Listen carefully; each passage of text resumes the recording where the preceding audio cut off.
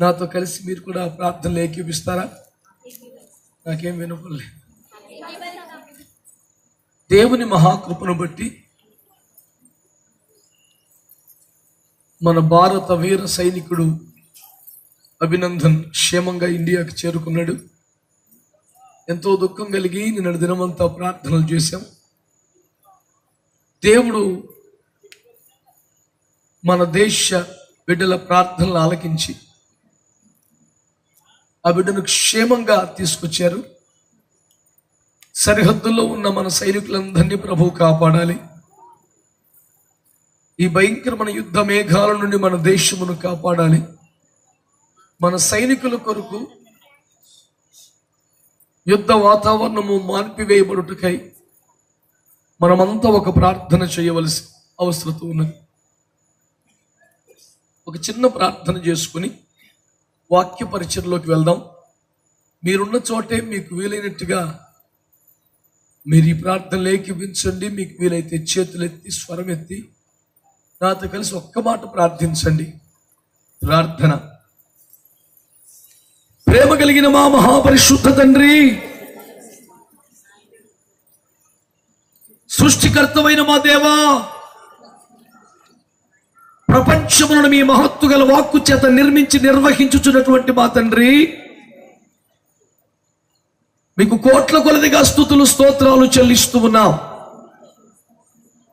మీరు ప్రార్థనలు ఆలకించువారు గనుకనే సర్వ శరీరులు మీ యొద్దకు వచ్చుచున్నారు. మీరు మరణించి మట్టిలో కలిసిపోయిన వారు కాదు గనుక, సావునే చంపి సజీవుడిగా తిరిగి లేచినారు గనుక,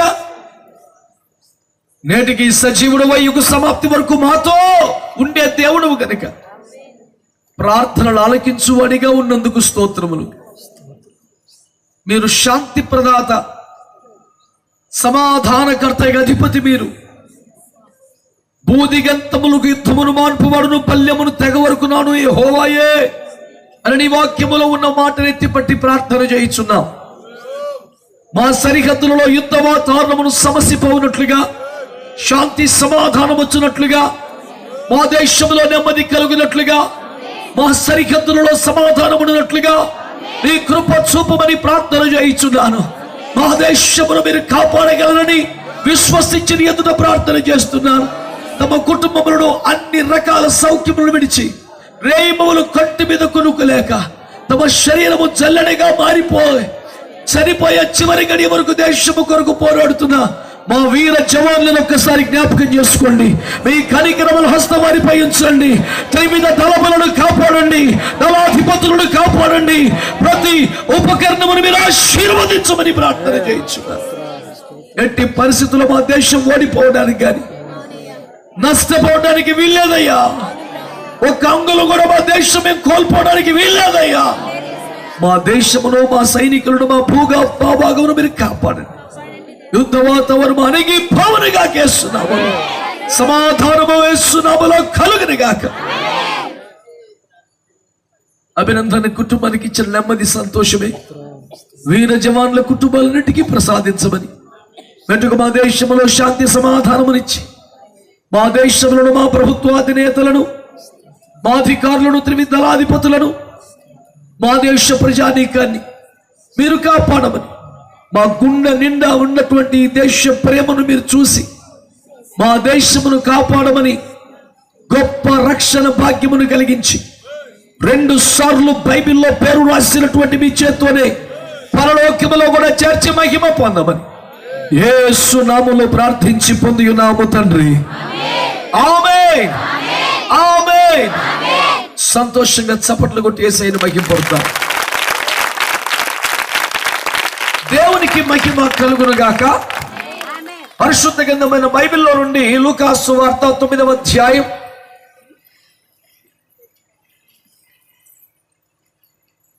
57 నుండి 59 వరకు చదివి పెట్టండి. వెళ్ళుచుండగా ఒకడు, ఇవెక్కడ వెళ్ళినను నీ వెంట వచ్చేదనని ఆయనతో చెప్పాను. అందుకు యేసు, నక్కలకు, బొరియలను, ఆకాశ పక్షులకు నివాసములను కలవు గాని మనుష్య కుమారునికి తలవాల్చుటకొంటుకైనను స్థలము లేదని అతనితో చెప్పాను. ఆయన మరి ఒక్కనితో నా వెంట రమ్మని చెప్పాను. అతడు నేను వెళ్ళి మొదట నా తండ్రిని పాతిపెట్టి వచ్చుటకు సెలవిమ్మని మనవి చేశాను. అందుకు ఆయన, మృతులు తమ మృతులను పాతిపెట్టుకొనిమ్ము, నీవు వెళ్ళి దేవుని రాజ్యమును ప్రకటించమని వానితో చెప్పాను. ఆమేన్. చక్కగా తలలు పైకెత్తి నా వైపు చూస్తూ ఈ మాటలు మీరు వినండి. ప్రభునందు ప్రియమైన దేవుని బిడ్డలారా, యేసుక్రీస్తు ప్రభువారి భావగర్భితమైనటువంటి 2 స్టేట్మెంట్స్ మనం ఇక్కడ చదివాం.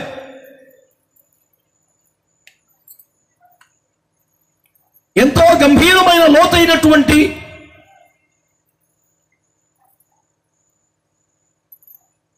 భావామృతము కలిగిన వాక్కులు యేసు ప్రభు వారి మాటలు.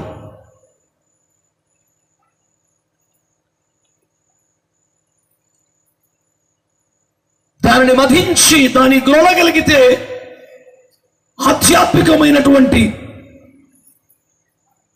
ఆనందమును భక్తుడు పొందగలుగుతాడు. కానీ వెలిచూపును బట్టి అక్షరార్థమైనటువంటి భావన చూస్తే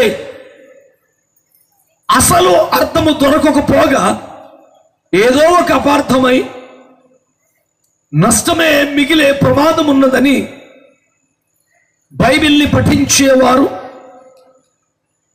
దేవుని వాక్కులుగా వాటిని గౌరవించేవారు గ్రహించవలనని మనవి చేస్తున్నాను. నా యొద్దకొచ్చు వారిని ఎంత మాత్రమో త్రోసివేయను అని చెప్పిన దేవుడు, గాయపడ్డ చేతులు చాపి ప్రయాసపడి భారము మోసుకొనుచున్న సమస్తమైన జనులారా నా యొద్దకు రండి అని ఆహ్వానించిన దేవుడు, దప్పిగులను వరులారా నా యొద్దకు రండి అని పిలిచిన దేవుడు, భూదిగంత నివాసులారా నా వైపు చూడండి అని పిలుపునిచ్చిన దేవుడు,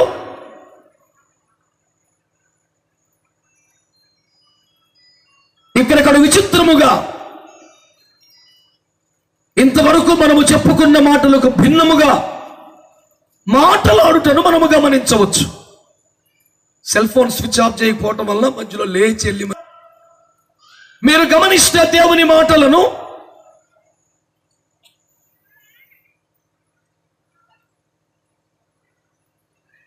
యేసు బహిరంగ సేవ చేస్తూ ఆయా పట్టణాల్లో వీధుల్లో మహిమగలనని సువార్తను ప్రకటిస్తూ మట్టి మనిషి మహిమకి ఎలాగెలాలో రక్త మాంసములు బతుకుతున్న మానవుడు ఎలాగో పరిశుద్ధంగా జీవించగలగాలో భూలోకము నుండి పరలోకమునకు మోక్ష మార్గమునకు దేహ విమోచన పొంది ఒకరు ఎలాగో వెళ్ళాలో చూపిస్తూ నేర్పిస్తున్నటువంటి బోధలు చేస్తున్న కాలంలో ఓ వ్యక్తి యేసు వద్దకు వచ్చి, బోధకుడా, ప్రభువా, నీవెక్కడికి వెళ్ళినను నీతో వచ్చేస్తానన్నట్లుగా యేసుతో మాట్లాడతాడు. చదువు పెట్టిన వచనం 57. వారు మార్గమును వెళ్ళుచుండగా ఒకడు, నీవెక్కడికి వెళ్ళినా నీ వెంట వచ్చేదని నీ వెంట వస్తానని యేసుతో చెప్పాడు. దానికి యేసు ప్రభు వారు ఎంత సంతోషంగా స్వాగతం పలకాలి. ఆహ్వానించిన వాడు కదా, ప్రతి వారిని రమ్మన్నవాడు కదా, వస్తే ఎవరిని త్రోసివేయరు అన్నవాడు కదా. స్వచ్ఛందంగా కూడా వచ్చి యేసు ప్రభు వారా మీరెక్కడికి వెళ్ళినా మీ వెనకాలే వస్తారు అంటే చాలా సంతోషం బాబురా, మంచి నిర్ణయం తీసుకున్నావు అనాలి. కానీ ఏమంటున్నారు చూడండి, నక్కలకు బొరియలు ఉన్నాయి, ఆకాశ పక్షులకు నివాస స్థలములు ఉన్నాయి, కానీ మనుష్య కుమారునికి తలవాల్చుకొనుటకైనను స్థలములే. ఇప్పుడు మీకేమర్థమైంది? రమ్మనట పొమ్మనట రావద్దులని అందంగా చెప్పాడంతే. మరి స్వయం ఖండనగా అనిపించడం వల్ల స్వయంగా తానే నా ఎద్దకొచ్చు వారిని త్రోసివేయను అంటాడా? బూదిగంత నివాసులారా రండి అంటాడా? ఒకడు స్వచ్ఛందంగా వచ్చి, బోధకుడా, తమరెక్కడికి వెళ్ళినా మీ వెనకాలే వచ్చేస్తానయ్యా, నిన్ను అనుసరిస్తా వెంబడిస్తా అని శిష్యరికం చేస్తా అన్నట్టుగా వస్తే యేసు ప్రభు వారు ఏమంటున్నారంటే, నాయనా నక్కలకు బొరియలు ఉన్నాయి, ఆకాశ పక్షులు గూళ్ళు పెట్టుకునే నివాస స్థలాలు ఉన్నాయి, కానీ మనుష్య కుమారుడిగా వచ్చిన నాకు తలవంచుకునే చోటు కూడా లేదయ్యా అనేసరికి, నీకే ఏమీ లేదా నాయనా, సర్లే అని వాడు చల్లగా జారుకున్నాడు. చాలా గొప్ప దేవుడు, చాలా పెద్ద దేవుడు, చాలా భీభత్సం, అఖిల బ్రహ్మాండం, చరాచర జగత్తు మహత్వ గల మాడితే పుట్టించి పోషించి పాలిస్తున్న మహాదేవుడు అనుకున్నాం. టికానాయే లేదట పాపం అతగాడికి అని అందరూ పెదవి విరుస్తూ అరే అనే లోపలే పక్కన కూడా చూసి, బాబు నీవు వచ్చి నన్ను వెంబడించు అన్నాడు. ఎంత వింత! నేను వస్తాను మొర్రో అంటే ఒకరిని నాకే టికానా లేదురా అంటాడు. అదే రోడ్డు మీద అదే జనములో అదే క్షణములో పక్కన చూసి నీవు వచ్చి నన్ను వెంబడించు అన్నాడు. వాడేమో, అయ్యా నీవంటే గౌరవం వెంబడించాలని అనురాగం నాకుంది, కానీ మన అన్నగారు చనిపోయారు, పాతి పెట్టేసి వస్తాను బాబు అన్నాడు. సమంజసమైన కారణం కదా. అయ్యో అలాగా బాబు మేము కూడా వస్తాం అనాలి కదా ఇంకా. కానీ సీరియస్గా అంటాడు, మృతులు తమ మృతులను పాతి పెట్టుకుంటారులే, నీ వచ్చి వెంబడించు అంటాడు. రాలేని పరిస్థితిలో ఉన్న ఒకరినేమో రమ్మంటాడా? నేను వస్తాను బాబు అంటేనే వాడికి 100 కొర్రీలు పెట్టి పంపించేస్తాడా? ఏమి దేవుడయ్యా మీ దేవుడు? దేవుని సేవకులముగా మేము చేస్తున్న పరిచయం ఒకటే, భావగర్భితమై విషయ ప్రధానమై పారమార్థిక ప్రయోజనాల అవసరార్థమై దేవలోకం నుండి దిగి వచ్చినటువంటి నరావతారము ధరించిన మహిమగల దేవుడు ఒక్క మాటలో ఇన్ని విషయాలు చెప్పాల్సిన అవసరం ఉన్నందున కాస్త లోతైన సందేశాత్మకమైన మాటలే మాట్లాడతారు గనుక, అవి శరీర సంబంధమైన విషయములు కావు గనుక, అవి ఆత్మ సంబంధమైన విషయములు గనుక 1 కొరింథీ పత్రిక 2వ అధ్యాయం ప్రకారం 14వ వచనం ప్రకారం అవి ఆత్మ చేతనే వివేచింపదగిన సంగతులు గాని శరీర సంబంధముగా ప్రకృతి సంబంధముగా ఆలోచింపకూడని మాటలు గనుక, ఎంత మేధావి అయినా, ఎంత విద్యావంతుడైనా, ఎంత గౌరవనీయ వ్యక్తి అయినా అతడు మేధస్సుకి ప్రభుని మాటలకు సంబంధం ఉండదు కనుక అతడు దైవాత్మ పొందితే తప్ప, దైవాత్మ చేత నడిపించబడితే తప్ప దైవాత్మ సహిత సంగతులను గ్రహించలేడని మొదట 50 మందికి మనవి చేస్తున్నారు. ఇప్పుడు నేను చెబుతున్న విషయం అపార్థం చేసుకున్న వాళ్ళకంటే అర్థం చేసుకున్న మేము మేధావులం, గొప్ప వాళ్ళం, చదువులం కాదండి. ఇక్కడ అసలు మేధస్సు అవసరం లేదని, దేవుని ఆత్మకు అప్పగించుకుంటే ఆ ఆత్మ నేర్పుతాడని మాత్రమే మనం చేస్తున్నాం.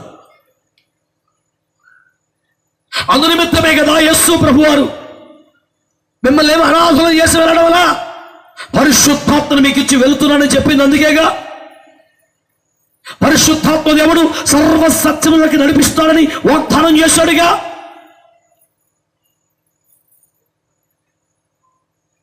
ఆంగ్ల పుస్తకం ధ్యానించాలనుకున్నప్పుడు ఆంగ్లం నేర్చుకోవాలి కదండి. ఏడిచావు తెలుగులో, హిందీలో, సంస్కృతంలో నేను భాషా ప్రవీణ అంచేది ఇది కూడా నాకు అర్థం కావాలంటే వాడేం చేస్తాడు? మరి ఉన్నది ఇంగ్లీషులో కదా. పరిశుద్ధ గ్రంథము భాషల కందని మించిన భావం కదా. 1600 సంవత్సరాల కాలంలో 40 మంది వేరు రచయితలు వేరు దేశాల్లో వేరు కాలాల్లో వేరు మత విశ్వాసాలకు చెందిన వారు రాస్తే ఒక్కసారే ఒకరే కూర్చొని రాసినటువంటి పుస్తకం అది. ఎందుకని? రాసిన వారు వేరైనా, రాయించిన వాడు ఒకడు, అతని పేరు పరిశుద్ధాత్మ. చేతులెత్తి స్తోత్రం చెప్పండి. ఇప్పుడు అది పరిశుద్ధాత్మ భాష కనుక ఆంగ్లంలో రాస్తే ఆంగ్లం వస్తేనే కుదురుతుంది. ఇది పరిశుద్ధాత్మ పుస్తకం కనుక పరిశుద్ధాత్మ దేవుడు సహాయపడితే తప్ప అర్థము కాదని మనవి చేస్తున్నారు. మంచి వాళ్ళు స్తోత్రం చెప్పండి గట్టి. హల్లెలూయా. అందుచేత ఇది మనుష్యుని జ్ఞానముతో బోధించవలసినది కాదని మనవి చేస్తున్నారు. ఇప్పుడు నాకు జ్ఞానం ఉందా లేదన్నది పాయింట్ కాదు, ఉన్నా వేస్ట్ అన్నది పాయింట్. పక్కన పెట్టబోయే నీ జ్ఞానం అంటాడు దేవుడు. నాకు పెద్ద జ్ఞానం లేదన్నది వాస్తవం అనుకోండి, ఉన్న పెద్ద ఉపకారం లేదన్నది కూడా వాస్తవం. ఇక్కడ కావలసింది ఆ ఆత్మదేవునికి అప్పగించుకుంటే ఆయన నడిపిస్తాడు, అందరి విషయాలు నేర్పిస్తాడు. ఇంతకు చెప్పొచ్చే విషయం ఏమిటి ఇక్కడ? యేసు ప్రభు వారు మాట్లాడిన మాటల్లోని నిబడీకృతమైన భావాన్ని గమనించండి బిడ్డలారా. పూర్వకాలం దేవుని ఏరుకోని అభిషేకించిన సౌలు అనే రాజు దేవుని చిత్తము నుండి తొలగిపోయి దేవుని ప్రణాళికలు అమలు చేయడంలో విఫలమై దేవుని కృపకు దూరమై దర్శనానికి కూడా నోచుకోని స్థితిలో పడి తాను తృణీకరించబడాల్సిన వేళ వచ్చినప్పుడు మహాప్రవక్త సమూయేలును దేవుడు లేపి జెస్సీ అనే ఒక ఇంటికి వెళ్ళి అతని కుమారుల్లో ఒకరిని ఇతనికి బదులు రాజుగా అభిషేకం చేయమన్నారు.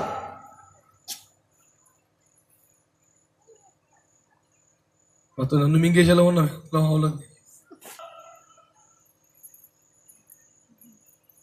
ఆ సమయంలో మహాప్రవక్త ఆ చోటికి వెళ్ళినప్పుడు ఆ జెస్సీ ఎస్ఐ అనే వ్యక్తికి 7 కుమారులు ఉన్నారు. అందుబాటులో కడసారి వాడు అడవిలో ఉన్నాడు పశువుల దగ్గర. ఆ 7 పెద్దల్లో కూడా ఆజానుబహులుగా చూస్తేనే ఆహా స్థిరద్రూపులై ఆంచ విగ్రహం ఒక్కొక్కడును. ఎవరిని చూసినా ఈడు సరిగ్గా సరిపోతాడు రోజుకున్నట్లుగా భావన కలుగుతోంది మహాప్రవక్త సమూయేలుకి. పెద్దోడు రాగానే ఈడై ఉంటాడు. కాదన్నారు ప్రభువారు. రెండోవాడు ఈడే. అలా ఎప్పటికప్పుడు అనుకోవడం ప్రభు కాదన్నాడు. చివరికి పాలు మరచిన కడులేత వయసులోనే మందిరములో పరిచర్య చేస్తూ దేవుని స్వరము విని దేవుణ్ణి వ్యక్తిగతంగా ఎరిగి మహాప్రవక్తగా భాషించినటువంటి ఆ గొప్ప దైవజనుని చీవాట్ల మీద మనుషుడు పై రూపం చూస్తాడయ్యా, దేవుడు అంతరంగాన్ని చూస్తాడు. నువ్వు పై రూపాన్ని చూస్తున్నావు, అంతరంగాన్ని చూడు అని కేకలు పెట్టాడు. సారీ అయ్యా, స్థిరద్రూపిగా కనిపిస్తుంటే పనికొస్తాడు అనుకున్నానయ్యా అంటూ కలవరపడి కంగారు పడ్డాడు. చివరికి అంతరంగాన్ని చూడాలి, పై వేషాన్ని చూడకూడదని చెప్పిన దేవుడు ఇక్కడికి వచ్చాక ఫార్ములా మారుస్తాడా? లేదుగా. భక్తుడికి నేర్పితాను తప్పుతాడా? కాదుగా. ఇక్కడ కూడా అదే ఫార్ములా. ప్రభు నిన్ను వెంబడిస్తాను, ఎక్కడికి వచ్చినా ఎక్కడికి వెళ్ళినా వెంటొస్తానంటే వాడి ముఖం చూసి రూపం చూసి వాడి బట్టలు చూసి వాడి ఖరీదైన వస్తువులు చూసి రమ్మనుడు కదా, పేదరికాన్ని చూసి పొమ్మనుడు కదా. మరి ఏమంటాడు? పై రూపముని గాక అతడు అంతరంగమును హృదయమును చూసే మాట్లాడతాడు కదా దేవుడు. అంటే ఇప్పుడు నక్కలకు మరియలు ఉన్నాయి, ఆకాశ పక్షుల నివాస స్థలములు ఉన్నాయి, ఓడుగుంటికి మోకాలికి ముడేసినట్టుగా ఉంది. నేను వస్తానంటే అయితే రమణ లేకపోతే పొమ్మనాల. అందుకని నక్కలకు మరియలు ఉన్నాయి, ఆకాశం నివాసాలు ఉన్నాయి, నాకు తల దాచుకుని చూడలేదు. నువ్వు ఎందుకు ఏం చెప్తున్నావు? అర్థం చేసుకునే ప్రయత్నం కూడా చేయక అపార్థం చేసుకుని అసలు ఈ బైబిల్లో దేవుడే మంచి దేవుడు కాదని చెప్పేసి అంత కోపం పెంచుకోవడం ఎందుకు సార్? కొంచెం ఆలకించవచ్చుగా, ఆలోచించవచ్చుగా.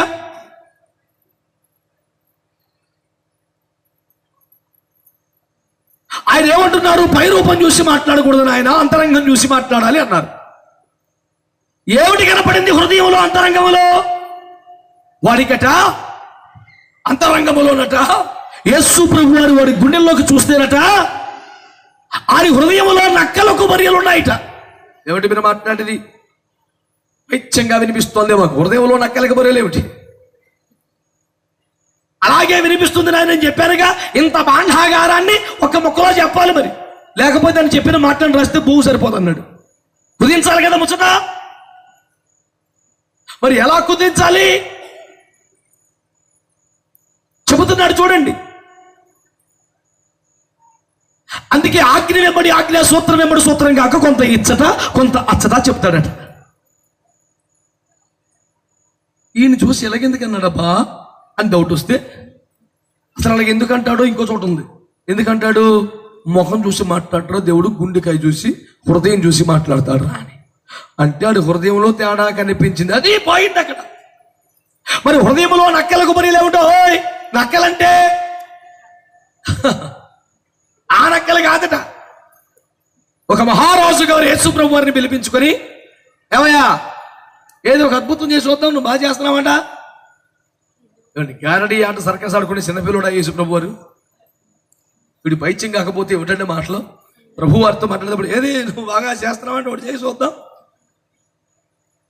యేసు దగ్గర కౌరు పంపితే ఆయన అన్నాడు, రే మీరు వెళ్ళి ఆ నక్క తెలిసి చెప్పడం, అతగారు రాజుగారండి బాబు. అవ్వటానికి రాజు బుద్ధులు నక్క బుద్ధుల్ని. ఇప్పుడు నక్క అంటే ఏమిటి అర్థం? అతనికి అన్ని కూడా జిత్తులు, ఎత్తులు, బుద్ధులన్నీ ఆ టైపు. ఒక రాజుగారిని పట్టుకొని ఏమంటున్నాడు, వీడు నక్కరా అంటున్నాడు కదూ. అంటే మీరు పట్టుకోండి ఇక్కడ అంటే అర్థం ఏమిటి? ప్రభు వారు ఏమని మాట్లాడుతున్నారు? మనసులో ఉన్నది ఒకటి పైకి చెప్పేది. చెప్తారుగా పెద్దవాళ్ళు, కాకి నోట్లో ఏదో మాంసాహార పదార్థం ఉందిట. కాకి చెట్టు మీద ఉంది, చెట్టు కింద నక్క ఉంది. కాకి చూసి, కాకి నువ్వు భలే పాడతావే, ఒక పాట పాడమంటే నీ గొంతు చెండాను కూడా అంటారు కానీ అసలు నువ్వు పాడితే నాకు ఎంత ఇష్టమో ఒకసారి పాడవా అంటే అందంట. అది కాస్త కింద పడింది, తీసుకుని పోయింది. నక్క బుద్ధి అది కదా.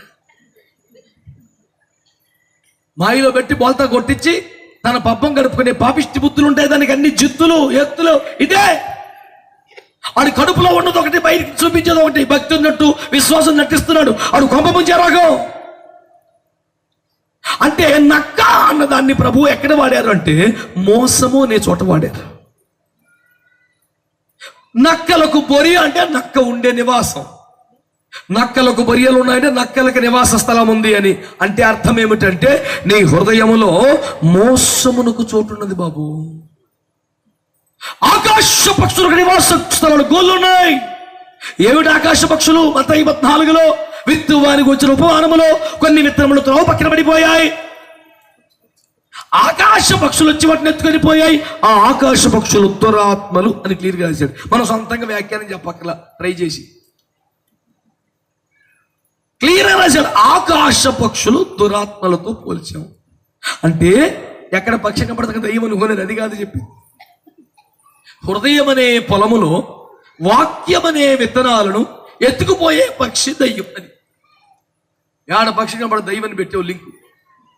ఆ లింక్ పెట్టేది మళ్ళీ వీళ్ళు ఏమంటారో తెలిసిన జబర్దస్త్ చెప్పాడంటారు. ఇట్లాంటి భక్తులు ఉన్నారు. దేవునికి స్తోత్రం. అంచేత 50 మంది గమనించాలి. ఈ రోజున సందేశమును గమనించమని కోరుతున్నాను పిల్లలారా, దేవుని బిడ్డలారా. నీ హృదయములో మోసముండగా, నీ హృదయములో దయ్యములకు అపవిత్రాత్మలకు స్థలం ఉండగా నాయన రావడం అనమాట. అది పాయింట్. తన యుద్ధకొచ్చు వారిని త్రోసివైనన్నాడు కానీ వత్త మరి దయ్యాలు అంటే వేసుకొత్తేట.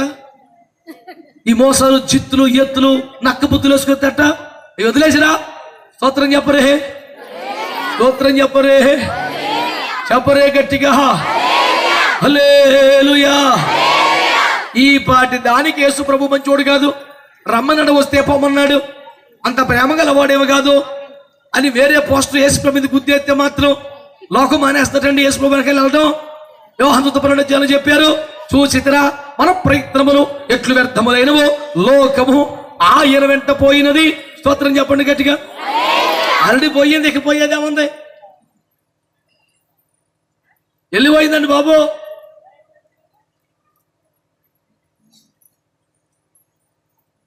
మొత్తం నీళ్లు సముద్రంలోకి వెళ్ళిపోయి కాలువ కట్టేసాక నువ్వు కంగారు పడితే ఎందుకు? నిండుగా వెళ్తున్నప్పుడు ఏదైనా చెయ్యి. దేవునికి స్తోత్రం చెప్ప. మంచి వాళ్ళందరూ స్తోత్రం చెప్ప గట్టిగా హల్లెలూయా. యేసు ప్రభు వారిని వెంబడించాలనుకునే వారికి బైబిల్లో షరతులు ఉన్నాయి సార్. తగుదనమ్మా అని పొలోమని వచ్చేస్తే దండేసి, శాలు వేసి, ఎర్ర కార్పెట్టేసి అంత ముచ్చటేమీ లేదు. చాలా మంది తెలియక అంటున్నారు, ఎరగెలగ మొత్తం లాగేసుకుంటున్నారు. అసలు బైబిల్ చదివితే నువ్వు టెన్షన్ పడి వెనక్కి వెళ్ళిపోతావు. అన్ని రూల్స్ ఉన్నాయి ఇక్కడ. ఏమంటాడు? నడి వీధిలో కొన్ని వేల మంది చూస్తున్నాయి కదా ప్రభు, నీవెక్కడికి నేను వచ్చేదను అంటే ఆహా భక్త రమ్ము అనాలి కదా. నీ హృదయం నిండా మోసం ఉందరా, నీ హృదయంలో దయ్యములకు అపవిత్రాత్మలకు చోటు ఉందరా, నీ హృదయం నుండి దౌష్ట్యమును పెట్టుకొని మోసం ఉండగా, అపవిత్రాత్మలు ఉండగా, దయ్యపు శక్తులు ఉండగా ఇక నాకు చోటేది? గుండెల్లో నాకు చోటు లేదు కానీ నా టీంలో నీకు చోటు కావాలా? పారా అన్నాడు యేసు ప్రభు. స్తోత్రం చెప్పరే, స్తోత్రం చెప్పరే. ఇప్పుడు ఎలాగలాగా కలిపేసుకుందామని చూస్తున్నాడా? ఎంట్రీలోనే మంచి రూల్స్ పెట్టి ఫిల్టరింగ్ చేస్తున్నాడా? ఓ కలిపేసుకుంటున్నారంట. ఏంటి మాటలు సార్ ఇవి? 100 కొర్రీలు పెడతాడు వస్తేవాడికి. అలాగైతే నేను రాను మానే. నీ కూటమి పెట్టిన ముందు ఎలాగెలా కలిపేసుకుంటా కాదు, చాలా తిప్పలు ఉందరు బాబు, నచ్చితే రారా చెప్తాకి పోగేసుకుంటాకేం కాదు. స్తోత్రం చెప్పండి గట్టిగా, చెప్పాలి గట్టిగా. యేసయ్య ప్రేమ గలవాడనే మాట ఎంత నిజమో ఆయన పరిశుద్ధుడనే మాట అంతకన్నా నిజం.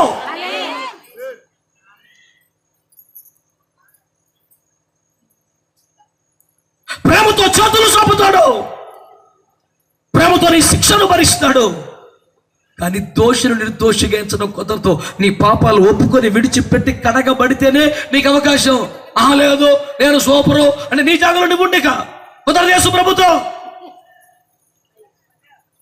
అన్ని వేల మందిలో నడి రోడ్డు మీద మోకాలు వేసి ఒక విద్యావంతుడు నిన్ను వెంబడిస్తాను ప్రభు అంటే, వీడికి వెళ్తే 10 మంది కలుస్తారు మన పార్టీకి, 4 ఓట్లు వస్తాయని పోగేసుకున్న రకం కాదు కదండి యేసు ప్రభు. ఆయన ఏమన్నారండి? నీ హృదయంలో మోసం ఉండకూడదు, నీ హృదయంలో అపవిత్రాత్మకు చోటు ఉండకూడదు, నీ హృదయంలో నన్ను ప్రభువుగా ప్రతిష్ఠించుకోవాలి. అలాగైతే బాబు ఇన్ని రూల్స్ అయితే కష్టం మానేవయా. ఓ 10 మందిని కలిపేసుకొని ఫోటో తీసుకొని దండ పెట్టుకొని ఏం చేసుకుంటాం మేము? ఏనాడు వచ్చిన వాళ్ళమే ముందుకెళ్తాక నాన్న తిప్పలు పడతాం ఇందులో పడి. నువ్వు పొలమని వచ్చేసి ఏంది చెప్పండి స్తోత్రం అని. ఫోటోలు కొత్త ఈజీయే, ప్రభువులోకి రావడం కష్టం, ఎటకారం కాదు. వచ్చి సంతా 10 రూపాయలు ఏంగానే పల్లి వెలుగులో ఖర్చు వేసేసినట్టు కాదు సీటు. స్తోత్రం చెప్పండి గట్టిగా. కొన్ని పద్ధతులు ఉన్నాయి సార్ ఇక్కడ.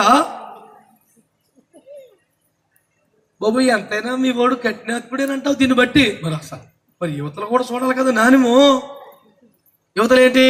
పక్కన హుడుకుమాలకు వచ్చాడు, అరే నువ్వు వచ్చి రంబడించరా. స్తోత్రం చెప్పండి. వస్తారన్నా ఉన్నాము వద్దన్నాడు, దిగాలుగా కూర్చున్నా ఉన్నాము. వాడు అంటాడు మా నాన్నగారు చనిపోయారు సార్. ఆయన అంటాడు సరే నాన్న, మృతులు తమ మృతుల్ని పాతి పెట్టుకుంటారు. అంటే 2 రకాల మృతులు ఉన్నారు. మృతులు మృతులు మృతులు మృతులు ఏంటి? భౌతికంగా చనిపోతున్న వారు కొద్దిమంది, కానీ ఆత్మలో చచ్చిపోయిన వాళ్ళు ఎక్కువ మంది ఉన్నారా? వాళ్ళు సరదా ఏదో పనులు, ఏడుపులు, తుడుపులు, గొడవలు, కోటలు ఇవన్నీ జరుగుతుంటాయి. నిజంగా నేను వెంబడించాలనుకుంటే నేను నీకు సహాయం చేస్తాను.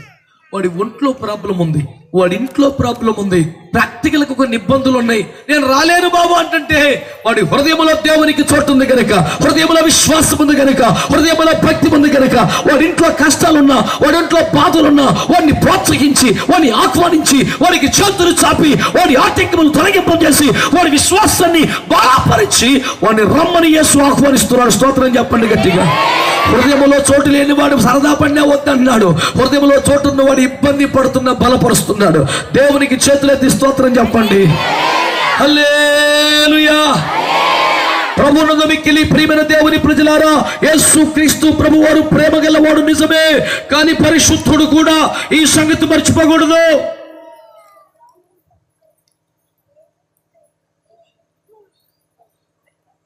దుష్టత్వమును చూడలేనంత నిష్కలంకమైన నేత్రములు కలిగిన వాడు, పాపమును సహించలేనివాడు, దౌష్యమును భరించలేనివాడు, అరకొర భక్తి చేస్తే సరిపెట్టుకోలేనివాడు, నువ్వు ఉంటే వెచ్చగా ఉండు, లేకపోతే చల్లగా ఉండు, లేకపోతే నువ్వు వెచ్చగా ఉంటే కుదరదన్నాడు. అంటే పూర్తిగా ఉంటే భక్తిలో ఉండు, లేకపోతే లోకల్ ఎంజాయ్ చేయి, అట్లా గంతితో కంటేస్తే వద్దన్నాడు ఆయన.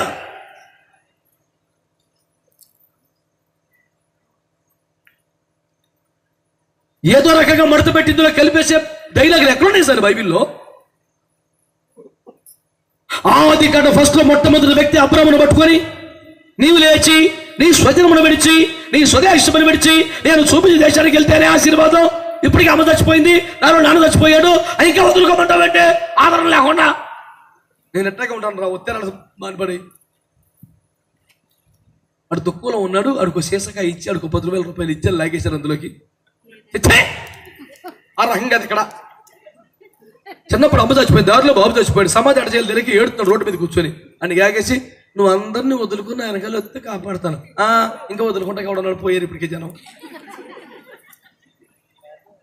ఎక్కడుందో లాలోచి, ఎక్కడుంది ఆకర్షణ పథకాలు? బైబిల్ ఇప్పుడు ఎలక్షన్ మేనిఫెస్టోలో ఉండదు సార్. కాకు నివేదికలాగా ఉంటుంది, తూర్పారు బట్టి తొక్కను పట్టుకొని యేసు రక్తం వేద్యం. స్తోత్రం చెప్పండి గట్టిగా. ఎలక్షన్ మేనిఫెస్టో కాదండి ఇది. ఓ తాయిలం పరిచేసి దారి పడిపోతే రత్నాలు రాసులు పోసేసి ఏరేసుకోమంటకి అంతా ఇబ్బంది సార్. యేసుప్రభు ఏమని చెప్పారండి? యేసుప్రభు ఏమని చెప్పారు? ఇది ఇరుకు మార్గము నాయన, ఇందులో ప్రవేశించుటకే పోరాడవలను. అందులో ఎంట్రన్స్కే తిప్పలంట, ఇవి లోపలికి వెళ్ళి ఎన్ని ఉంటాయి. ఇందులో ప్రవేశింప పోరాడుడి, అది విశాల మార్గం. తైతక్కలాడితే వెళ్ళిపోండి బాబు. ఇక్కడికి వస్తే మరి ఇబ్బందిగా ఉంటుంది. ఈ ఇబ్బందులు పడి పడి పడి పడి కడకెళ్ళిపోతే కనుక పెనం మహిమలో ఉంటావు. బాబు ఇన్ని పడతావు, నా వల్ల కదండి, కొంచెం నాకు సౌకర్యంగా ఉండాలా, సరదాగా ఉండాలా, ఆడతా పడతా ఉండాలా, గది ఇది ఉండాలా అంటే ఈ దారి కుదరదు బాబు. ఇప్పుడు ఆయన టైట్గా చెప్పాడు కానీ భక్తులు ఎవరైనా లూజ్గా చెప్పారా? అపోస్తులు 12 మంది, అందులో ఫస్ట్ వాడు పేతురు గారు. మొదటి ఏం చెప్పాడు? మీరు మూర్ఖులకి త్వర వారికి వేరైతేనే కానీ రక్షణ ఉండదు. నలుగురితో నారాయణ, కులంతో గోవిందని కుదరదు, వేరైపోవాలి. ప్రత్యేక జీవితాన్ని మాట చూపు కట్టుబట్టు మొత్తం పవిత్రంగా మారిపోవాలి. తమాషాలు సరదాలు కాదన్నాడు. ఓరి బాబోయ్, పేతురు చెప్పాడు. ఈయన పక్కనే ఉంటాడు యోహాను, ఈయన చెప్తాడు, ఆయన వెలుగులో ఉన్న ప్రకారం మనము వెలుగులో నడిచినట్లయితేనే ఏ రక్తం కడుగుద్ది లేదంటే పోతామన్నాడు ఆయన. స్తోత్రం చెప్పండి. వీళ్ళు పాశ్చాత్య పచ్చవాళ్ళు, కొత్తోడు పౌలు అయితే బాగా చెప్తాడని పౌలు గారిని లెక్కొచ్చి లైన్లో పెడితే 13 అభిషేకించాడు, 14 ప్రసంగం చేస్తాడు. మనం అనేక శ్రమలను అనుభవించి దేవుని రాజ్యములో ప్రవేశించలో ఆయన. ఆ మొక్క చెప్పిన 22వ వచనం 14లో అధ్యాయంలో ఏమన్నాడు తెలిసిన? వారు శిష్యుల మనసును కలవరపరిచి మీరు శ్రమలు పడాలి అని ఉండాలి కదా. శిష్యుల మనసును శ్రమలు వస్తాయని చెప్తాం, దృఢపరచడమా కలవరపరచడమా? మరి విషయం అర్థం అవ్వకుండానే అని ఎవడో అన్నాడంట, పంచ పాండవుల మంచం కోళ్ళలాగా ముచ్చటగా ముగ్గురని 2 ఏళ్ళు చూపించి ఒక అంకేసాడంట. పంచ పాండవులు మంచం కోళ్ళలాగా ముచ్చటగా ముగ్గురని 2 ఏళ్ళు చూపించి ఒక అంకేసాడు. ఎప్పుడు దిగుద్ది లెక్క పొరపించకపోతే పంచ అంటేనే 5 కదా, మంచం కోళ్ళు అంటే 4 కదా, ముచ్చటగా 3 అంటే ఈ కదా. అటు చూపించింది ఇది, వేసింది ఒకటి. వెంటలో వచ్చేద్దనమాట తెమలతో పని ఎప్పటికీ. మరి ఒకదానికి ఒకటి పంటలు లేకుండా చెప్తే అలాగే సార్. ఆయన ఫస్ట్ నుంచి పరిశుద్ధం పరిశుద్ధం అంటున్నాడు. ఇలాగైతేనే కుదురుతున్న బండి అంటున్నాడు, లేకపోతే కష్టం అంటున్నాడు. మరి శిష్యులు కూడా వాళ్ళకి ఏదో కొన్ని శక్తులు ఇచ్చేసాడు. వాళ్ళు రెచ్చగొడుతూ వచ్చాడంటకి. వాళ్ళు 3.5 సంవత్సరాలు తోమేశాడు వాళ్ళు పట్టుకొని. వాళ్ళు ఇంటికి కూడా వెళ్ళడం 3.5 సంవత్సరాల్లో. ఎవరు గుర్తొస్తుంది, పిల్లలు గుర్తొస్తారు, ఏం లేదు ఇంకా ఎగలు పడి తిరుగుతామే. ఆయన పడుకున్న చోట పడుకోవాలి, తిన్న చోట తినాలా, ఉన్న చోట ఉండాలా, తిండి పెట్టకపోతే ఉపవాసం ఉండాలా, ఈ రాత్రి అంతా ప్రార్థన చేయమంటే చెయ్యాలా, ఇదంతే.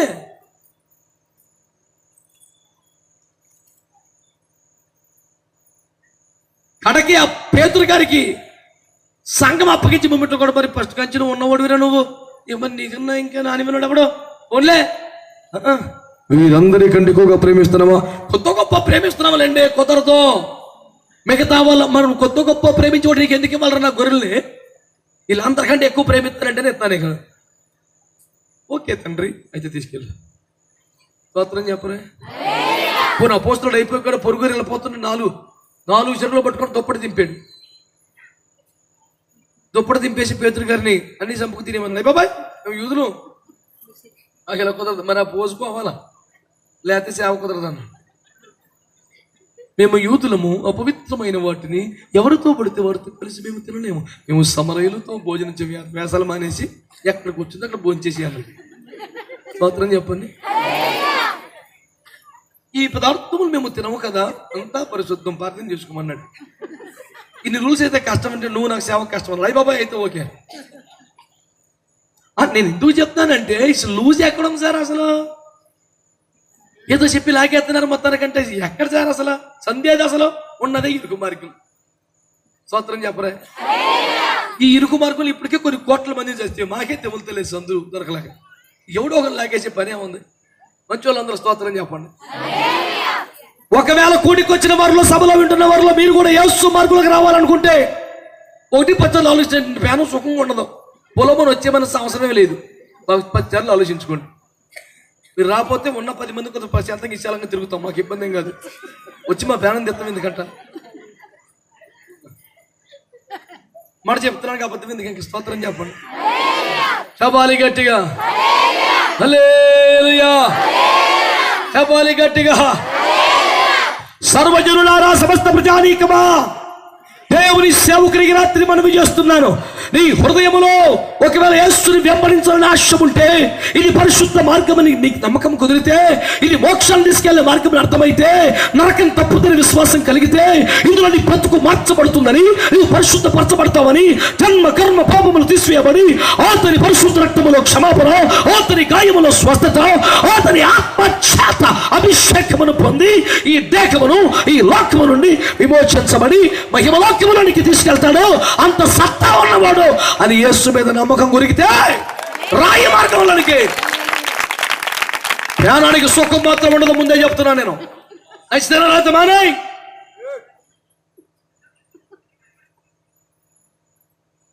మన యేసు ప్రభు వెనకాల అద్భుతాలు చూసి పొలమో వచ్చేసింది బ్యాచ్ ఏరి.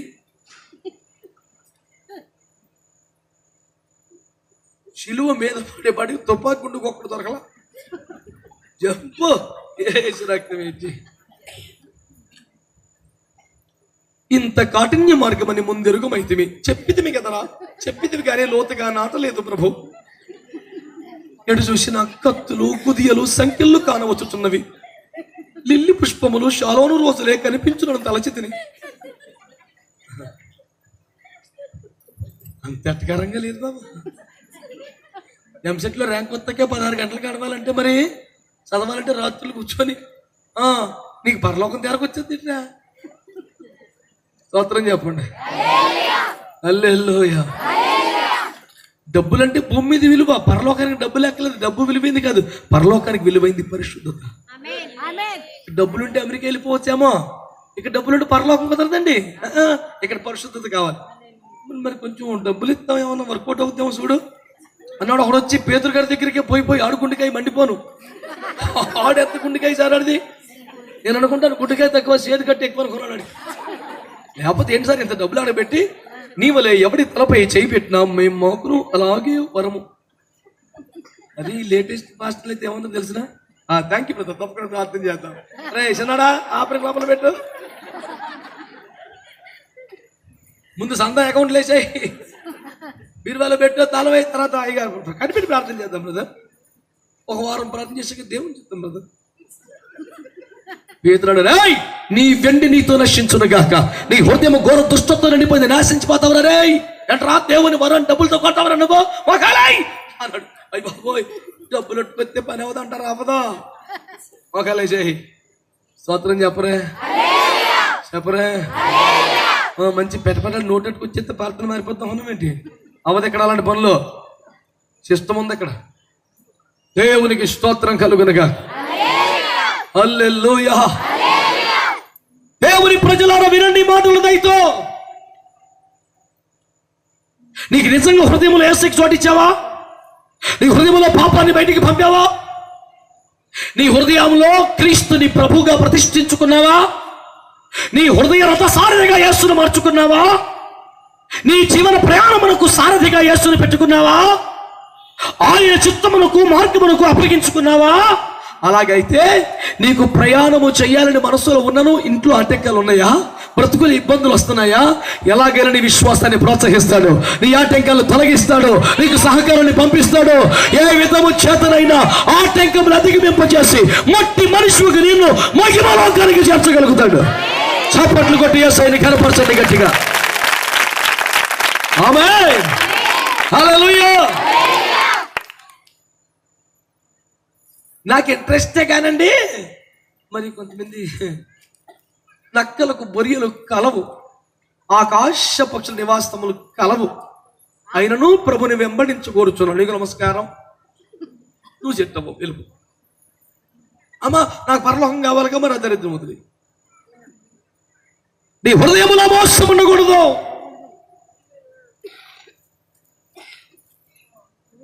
నీ హృదయములో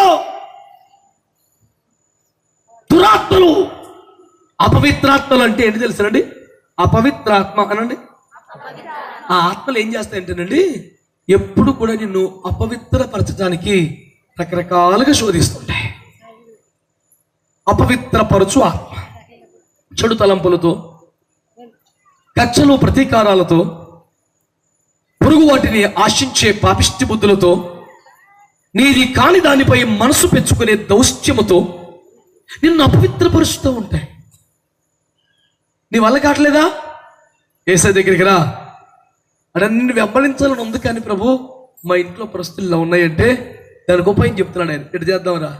స్తోత్రం చెప్పండి ఒకసారి, చెప్పండి గట్టిగా, హల్లెలూయా.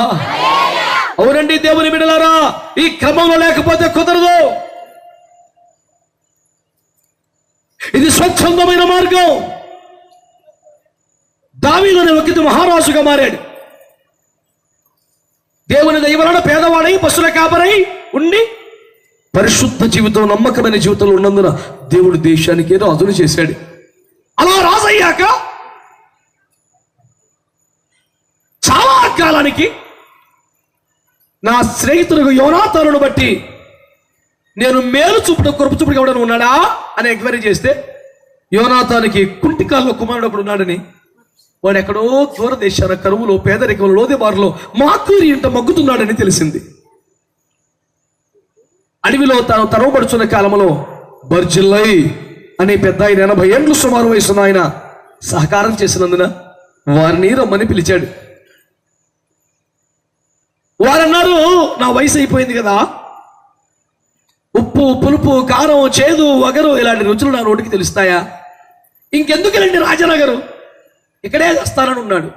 వదిలేస్తారు, బలవంతం చేయలే. ఈ కుంటికాళ్ళ వాడి దగ్గరికి సైన్యాన్ని పంపించాడు.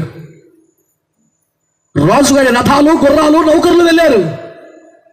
వాడు అల్లిపోయి, బాబాయ్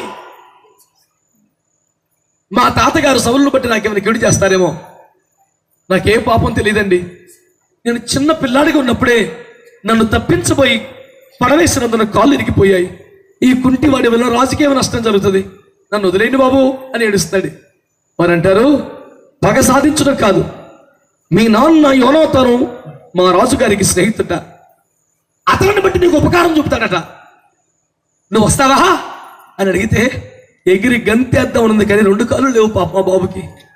వాడు దండం పెట్టి, అయ్యా నేను వస్తానంటే ఈ రాజభటులే అతన్ని శుద్ధి చేసి శుభ్రపరిచి రాజుగారు ముందు నిలబడటానికి పనికొచ్చి అంతగా మంచి వస్త్రాలు వేసి చేతుల్లో ఎత్తుకొని రథం మీద కూర్చోబెట్టుకొని దర్జాగా ఒక యువరాజు తెచ్చినట్టు తీసుకొస్తున్నారు రాజగృహానికి.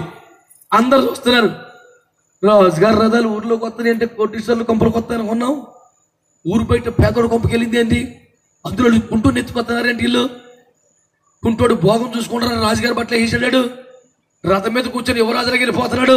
ఇక యువరాజు లాగేంటారా నాయన, తీసుకెళ్లారు, ఇక్కడ కూర్చొని ఒక కుర్చీ చూపించారు. దర్బార్ హాల్లో రాజుగారు వస్తారు అని చెప్పారు. రాజుగారు వస్తారా, కుర్చీలో కూర్చోవాలా, వదిలే అయ్యా అని కుట్టికి అలవాడు నేల మీద కూర్చున్నాడు. రాజుగారు రానే వచ్చారు.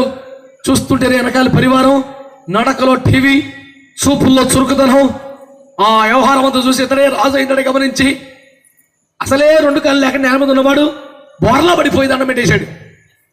కుమారుడా లే అని రాజు అంటే, అయ్యా చచ్చిన కుక్క వంటి నాపై ఇంత దయ్యందుకయ్యా అని దండం పెడితే రాజు లేపి, ఈ రోజు మొదలుకొని మీ నాన్న నాకు స్నేహితుడురా, జరిగిందో జరిగిపోనీలే, నా కొడుకులు ఒక కొడుకుగా రాజుగారి బల్ల దగ్గర కూర్చొని సదాకాలం ఇక్కడ నువ్వు భోజనం చేయాలి. సపట్లు కూడా స్తోత్రం చెప్పండి. ఆహా, ఎలాంటి దేవుడు అండి ఇతడు. అక్కడ రాస్తాడు, ఇలాంటి పెద్ద టేబుల్ వేశారట, భోజనానికి కూర్చున్నారు. విదేశీ రాజులు, ఇతర దేశాల ప్రతినిధులు వస్తున్నారు. అందరు రాగానే తలలు వచ్చి యువరాజులకు ప్రణామములు అంటే తనతో పట్టాడు కూడా అన్నాడు. రే నువ్వు ఎక్కడోడివిరా, ఊరు బయట ఎక్కడో అడవిలో బతికినోడు కాదు, లోదెబారులు మాకేరి ఇంట్లో మోసేతిలో బతికినోడు కాదు. ఇప్పుడు రాజకుమారులు అందరి మధ్యలో కూర్చోబెడితే ఇతర దేశాల రాజులు వచ్చి యువరాజులకు ప్రణామములు అంటే గుడ్ మార్నింగ్ అన్నాడు. నీకేంటో సడన్ గా పెరిగిపోయింది పోస్టింగ్. అక్కడ రాశాడు, రాజకుమారుల్లో ఒకడైనట్టుగా మెఫీబోషెతు కూర్చున్నాడు. గట్టిగా చప్పట్లు కూడా స్తోత్రం చేస్తాడు. హల్లెలూయా. నువ్వు ఇష్టపడితే ఈ మార్గం, ఇష్టపడితే ఈ రాజగృహం, ఇష్టపడితే ఈ రథం ఎక్కడానికి ఆమేనని చెప్పండి. సంఘరథమందు నన్నుంచి నడుపా, స్వర్గ వీధుల్లో నాతోని గడుప. ఇక్కడ కాదు మ్యాటర్. యాకోబు నేను నిన్ను కని ఉన్నాను, రమ్ము పార్కులో తిప్పెదను అనలేదుగా. అగ్ని మధ్యలో నడిపేదను. దేవునికి స్తోత్రం కలుగునగా. చవాలి గట్టిగా. దుర్గమైనాకు తన చెయ్యి చాపి, ముష్టి పాపాగ్ని బతుకుల్లో విడిపి. ఏం దేవుడండి అయినా? ఇక్కడ కాదురా బాబు. ఎక్కడ నడుపుతాడట? స్వర్గ వీధుల్లో. లోకల్ కాదు. యాకోబు నేడు నిన్ను కరి ఉన్నాను, రమ్ము నిన్ను పార్కులో తిప్పెదను అనలేదుగా. రమ్ము జలముల మధ్య నడిపినను, అవి నీ మీదకు పొర్లిపారు. అగ్ని మధ్యలో నడిచినను, అవి నిన్ను. అంతేగాని అటే తీసుకెళ్ళలే, పై పైన తిప్పుతాను అన్నాడా? స్తోత్రం చెప్పండి, స్తోత్రం చెప్పండి. హల్లెలూయా. యెహోవా నీకు కాపరిగా కలిగిన వాడివైతే పచ్చిక బయలుంటాయి, శాంత జలములుంటాయి, నీతి మార్గములుంటాయి, గాఢాంధకారపు లోయ కూడా ఉంటుంది. మరి మాయ మాటలు చెప్పి కలిపేసుకునే బాపతేం లేదు. ముందే చెప్తున్నాడు, గాఢాంధకారపు లోయ కూడా ఉంటది. కాకపోతే దొడ్డు కర్ర దండం ఉంటది, కానీ లోయలో పడేది మాత్రం కామనం. స్తోత్రం చేపట్ల మంచోళ్ళు. హల్లెలూయా, హల్లెలూయా. ఎంతమంది యేసుని వెంబడించాలనుకుంటున్నారు? నిజం ఒక్క చేయలేగుతున్నా తమ్ముడా. ఇది కోటం యేసు రక్తం వేచి ఏడు కనివిన రకనానా. చూడు మరి భక్తులు ఇట్టున్నారు. మరి అది నేనేం తప్పు చేయలేదు నాయన. నువ్వు బాగానే కష్టపడ్డావు, ఖర్చు పెట్టావు, తిప్పలు పడ్డావు. వీళ్ళు మట్టి కొంచెం విశాలంగా ఉంటేనే వస్తామంటున్నారు. నర్సాపురం నుంచి మనకి ఒంగోలు దాకా రోడ్డు పెద్ద దిగలం, కానీ ఈ రోడ్డు ఇంతే ఉంటుంది. మరి స్తోత్రం చెప్పండి గట్టిగా. కొన్ని మీరు రూల్స్ తగ్గించుకోవాలండి, కొంచెం ఫ్రీగా చేసేయాలండి. వద్దు బాబు, ఇప్పటికే ఎక్కువైపోయించాను. ఇది ఇలాగే ఉంటుంది. దేవునికి స్తోత్రం చెప్పండి గట్టిగా. హల్లెలూయా. బోధకుడా నువ్వు ఎక్కడికి వెళ్ళను, నీతో వచ్చేతను వద్దు నాన్న, ముందు గుండెకాయ బాగు చేసుకోరా. రకాలు పడ్డావు కానీ నీ హృదయంలో రక్కలున్నాయి. నీ హృదయములో ఆకాశ పక్షులను పడుతున్న దయ్యములు ఉన్నాయి. ఈ అపవిత్రత తొలగించుకో, మోసం తగ్గించుకో, నీ గుండెల్లో క్రీస్తును ప్రభుగా ప్రతిష్ఠించుకో. అప్పుడు రా, అప్పుడు రా. అంటే ఇప్పట్లో మరి కొంచెం ప్రాబ్లం సార్, మరి కంగారేం లేదు. వెళ్ళు అంటే ఒకవేళ మరణం వస్తే పోతాం నరకానికి. మరి ఎట్లా సార్? అందుకని మారు మనసు పొందమన్నది కదా. మేము మతం మార్చుకోమట్లేదుగా, కులం మార్చుకోమట్లేదుగా, పేర్లు మార్చుకోమట్లేదు కదా. అవన్నీ హ్యాడ్ సామనాయి. ముందు మనసు మార్చుకో. స్తోత్రం చెప్పండి గట్టిగా, చెప్పాలి గట్టిగా.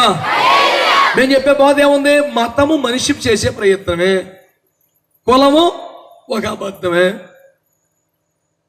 ఇవన్నీ మోసమే. నికరమైంది ఏంటి తెలిసిన? నీ ఆత్మ. అది నరకానికి వెళ్ళకుండా చూసుకో. అదే మేము చెప్పే బోధ అంతా. స్తోత్రం చెప్పండి గట్టిగా, చెప్పాలి గట్టిగా. మారు మనస్సు పొందకుండా చేరరు పరలోకము, మారు మనసు లేఖను మార్చలేరు ప్రజలను. ముందు అది మారాలరా. మనసు మారకుండా ఆ బుద్ధులు అట్టే పెట్టి, ఆ బతుకు అదే పెట్టి, ఆశలు అట్టే తవనిచ్చి, ఆ మాటలు మారలా, ఆ సూపులు మారలా, ఆ హృదయం మారలా, ఏమి మారలా. బైబిల్ పెట్టి చేతిలో పట్టుకొని బయలుదేరి వచ్చేస్తే పరలోకం వెళ్ళిపోతావా? అట్టటి పప్పులు ఉడకో. స్తోత్రం చెప్పండి. నెక్కచ్చైన మార్గం ఇది. నిప్పులాంటి దేవుడు కుదరదు. నీ దేవుడు దహించు అగ్ని ఉన్నాడు. యెషయా ఏమన్నాడు? మీలో ఎవడు నిత్యము దహించు అగ్నితో సహవాసము చేయగలడు? ఎట్టకారం కాదు. మీలో ఎవరు నిత్యము దహించు అగ్నితో సహవాసం చేయగలడు? ఏడాదికి ఒకసారి గుండెల్లో పొడుచుకునేది కాదు, ఎప్పుడైనా సరే శరీరాన్ని బాధ పెట్టుకునేది కాదు.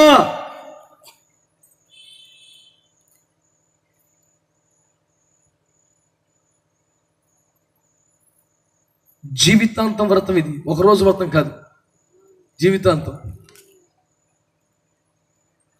మా క్లాస్లో జయప్రకాష్ చౌదరి ఉన్నాడు. చిన్నప్పటి నుంచి నేను డిగ్రీ వరకు వాడు ఎరా శాస్త్రి అండి ఎరా చౌదరి అనుకొని చిన్నప్పటి నుంచి ఆడతా పడితే పెరిగినాం. నా భక్తి నాది, వాడి భక్తి వాడిది. సరదా పరదాగా ఉండేవాళ్ళం. ఎవరిని విమర్శించుకో, ఎవరిని గాయపరుచుకో, ఎవరి భక్తి ఆడిది. ఎంతో స్నేహంగా కలిసి మెలిసి చదువుకున్నాం. చివరి దాకా వచ్చాం. ఒక రోజున అరే ఇంకా కొంతమంది క్రిస్టియన్ ఫ్రెండ్స్ ఉన్నారా, వాళ్ళు సినిమాలకు వస్తున్నారు, కొన్ని పార్టీలకి వ్యవహారాలకి బాగా తిరుగుతున్నారు. నువ్వు పెద్ద ముసలిలాగా మడి కట్టుకొని దేనికి రావేంట్రా? ఫ్రెండ్ అని కాబట్టి అటు చదువుకొద్ది అట్టు అడిగాడు. ఇప్పుడు నేనేమనాలా, ఆ క్రైస్తవుడు మంచోడు కాదు, నేను సూపర్ క్రైస్తవుని అంటే చెప్పేది. నన్ను సిక్కులో పెట్టేశాడు. ఆడు అరే నువ్వు క్రిస్టియన్ వేరా, ఆడు క్రిస్టియన్ వేరా, ఆడు సరదాగా మాతో పాటు సినిమాకి వస్తున్నాడు, పార్టీలకు వస్తున్నాడు, నువ్వు రావట్లేదురా, నువ్వేంట్రా వెరైటీగా అన్నాడు. ఏం చేసేది ఇప్పుడు? మా ఓడిని కాదనలేను, వీడికి చెయ్యనలేను. అయ్యా మా ఓడి సిక్కులో పడేసి ఎట చెప్పాలి తండ్రి అని మనసులో ప్రార్థన చేసుకుంటుండగా స్వామి అయ్యప్ప మాలేసుకుని ఒక సహోదరుడు రోడ్డుపై నడుచుకుంటూ వెళ్తుంటే నేను అన్నాను, ఆయన చెప్పులు వేసుకున్నది నువ్వు ఎందుకు వేసుకున్నావురా చెప్పులు అన్న. ఆయన వ్రతంలో ఉన్నాడురా. ఆయన కింద పడుకుంటూ నువ్వు ఎందుకు మంచం ఎక్కుతున్నావు? ఆయన వ్రతంలో ఉన్నాడురా. ప్రతి ప్రశ్నకి ఆన్సర్ అది. అన్ని చెప్పాక నేనంతే, ఆడు మా వాడు తప్ప అడిగి వ్రతం లేదు.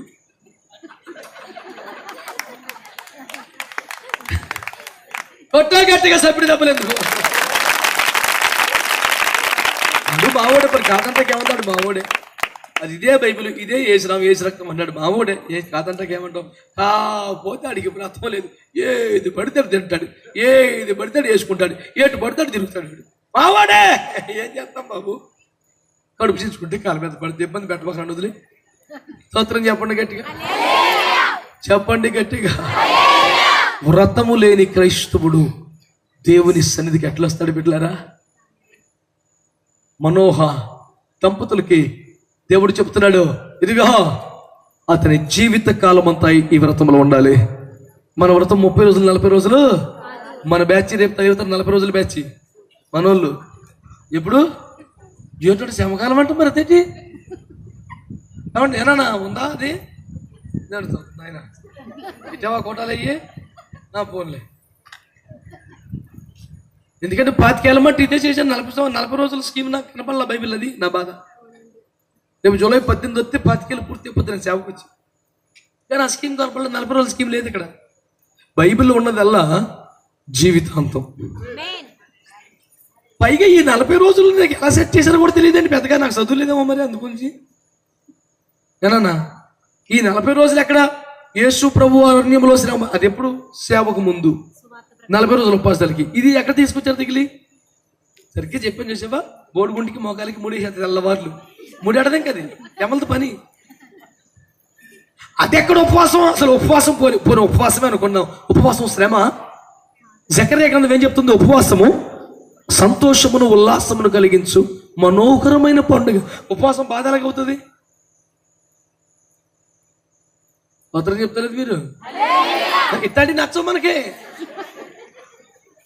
ఒకడంటే నన్ను పోనా భాష గారు పసిదానికి ఏదో దేవుడి పేరు మీద కదా మంచి పని చేస్తున్నారుగా. ఏట్లా మంచి పని? ఆచారం మంచి పనా? సాంప్రదాయం మంచి పని? సమాధిలో కొవ్వొత్తి మంచి పనా? ఏట్లా మంచి పని? ఈ 40 రోజులు ముక్క తినకుండా ముగ్గెట్టకుండా 41 రోజు సెలరీకి పోతాం మంచి పనా? ఏటి మంచి పని నాకు తెలియలేదు. అట్లా చెప్పు నాకు. ఈ 40 రోజులు ముగ్గెట్టవా? ఈ 40 రోజులు మొక్క తినవా?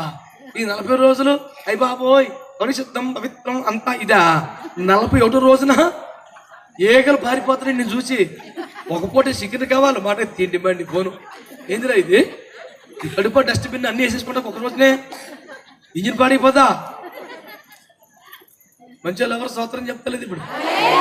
ఇప్పుడు చెప్పరు, ఎందుకంటే మనకి డిపార్ట్మెంట్ మేననగానే దేవునికి స్తోత్రములు హల్లెలూయా.